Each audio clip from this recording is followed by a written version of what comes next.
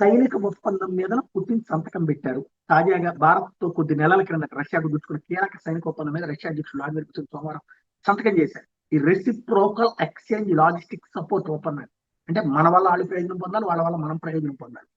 ఉభయ సభలు కూడా ఇప్పటికే ఆమోదించేసి తాజాగా పుతిన్ సంతకంతో అది చట్టరూపం లేదు. భారత్ రష్యా అవసర సమయాల్లో సైనిక దళాలు కూడా వినియోగించుకుంటాయి. అంటే మన భూమి మీద ఉన్నటువంటి సైనిక ప్లాట్ఫారం అంటే మనకు సంబంధించినటువంటి నేవీ, ఎయిర్పోర్ట్స్ సంబంధించినటువంటి పోర్ట్లు ఇట్లాంటివి వాడుకుంటారు, అట్లాగే ఎయిర్పోర్ట్లు వాడుకుంటుంటారు. అలాగే సందర్భంలో మనకు అవసరమైతే వాళ్ళ ఏమైనా వాడుకుంటాం అన్నటువంటిది.